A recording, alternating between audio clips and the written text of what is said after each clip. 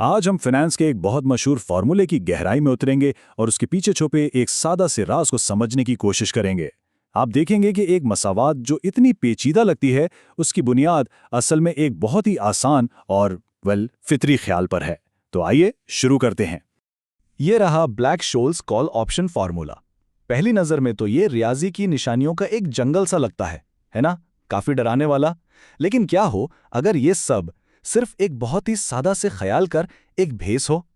हमारा मिशन यही है कि इस फार्मूले को डीकोड करें ताकि उसकी हैरतअंगेज तौर पर सादा बुनियादी मंतिक सबके सामने आ सके। हम मिलकर देखेंगे कि इस पेचीदगी के पीछे एक कितना खूबसूरत और आसान तस्वुर छुपा हुआ है। तो ऐसा करते हैं, इस पेचीदा फार्मूले को एक लम्हे के लिए साइड पर रखते हैं और इस वाहिद बुनियादी तस्वुर पर तवज्जो देते हैं जो तमाम फाइनेंशियल वैल्यूएशन की बुनियाद है।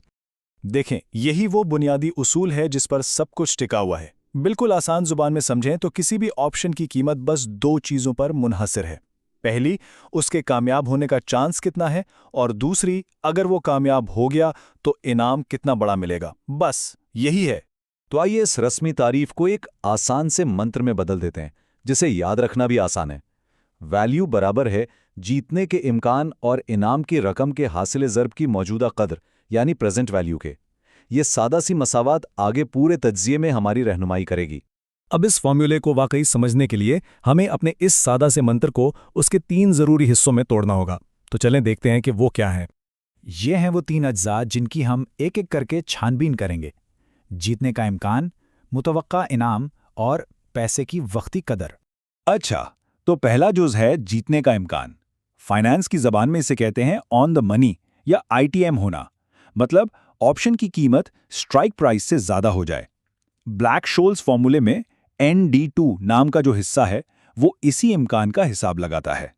दूसरी बात, अगर हम जीत जाते हैं तो इनाम क्या होगा?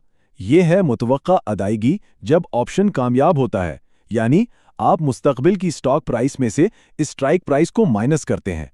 लेकिन याद रहे, सिर्फ उन हालात में जहां आपको मुनाफा हो रहा हो। और आखिर में तीसरा जुज़, क्योंकि ये जीत मुस्तकबिल में होनी है तो हमें ये जानना ज़रूरी है कि इसकी आज की क्या कीमत है। फॉर्मूले में ये जो e⁻RT वाला हिस्सा है, ये बिल्कुल यही काम करता है।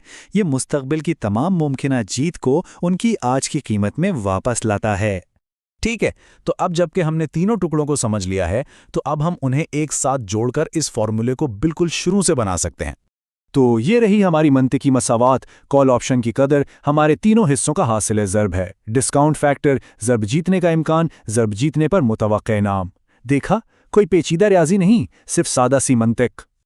अब आइए अपने इन तस्वुरात को इनकी रियाजियाती शक्ल में देखते हैं। ये शायद थोड़ा बिखरा हुआ लगे, लेकिन मंतिक बिल्कुल वही है। डिस्काउंट फैक्टर है E-RT विदिन ब्रैकेट T-T। जीतने का इम्कान ND2 है और ब्रैकेट में ये पूरा का पूरा हिस्सा जीतने पर मिलने वाले मुतवक्के इनाम को ज़ाहिर करता है। ये हमारे सादा से ख्याल का बराह रास्त रियाजी तर्जुमा है। और अब आखिरी मरहले का वक्त आ गया है। अब हम ये देखने जा रहे हैं कि ये फितरी लेकिन बिखरा हुआ सा फॉर्मूला इस मशहूर ज़माना फॉर्मूले में कैसे बदलता है जिसे हमने बिल्कुल शुरू में देखा था। यहाँ कोई नई फाइनेंस थ्योरी नहीं है, ये सिर्फ सादा अलजबरा है। जब आप बाहर वाली टर्म्स को ब्रैकेट के अंदर ज़रब देते हैं तो कुछ हिस्से एक दूसरे को कैंसिल कर देते हैं और पूरी मसावात खुद को एक ज़्यादा साफ सुथरी शक्ल में तरतीब देना शुरू कर देती है। और ये है नतीजा। वो बिखरी हुई सी नजर आने वाली मसावात इस खूबसूरत ब्लैक-शोल्स फॉर्मूले में बदल जाती है। याद रखें, ये कोई नया तस्वुर नहीं है, ये हमारे फितरी ख्याल का सिर्फ एक रियाजियाती तौर पर आसान किया गया वर्जन है। ये साबित करता है कि जो चीज़ पेचीदा लगती है वो दरअसल कितनी सादा हो सकती है।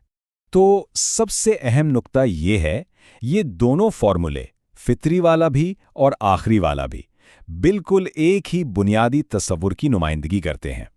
एक हमारे दिमाग के लिए बनाया गया है और दूसरा कैलकुलेटर के लिए, लेकिन उनके दिल में वो दोनों एक ही कहानी बयान करते हैं। तो हमने मिलकर एक पेचीदा फॉर्मूले को डीकोड किया और उसके मरकज़ में छुपी सादगी को दरियाफ्त किया। ये हमें सोचने पर मजबूर करता है कि अगर फाइनेंस के सबसे पेचीदा फार्मूलों में से एक सिर्फ एक सादा से ख्याल पर बना है, तो फिर और कितने ऐसे खुफिया कोड्स होंगे जो बस तोड़े जाने के मुंतज़िर हैं।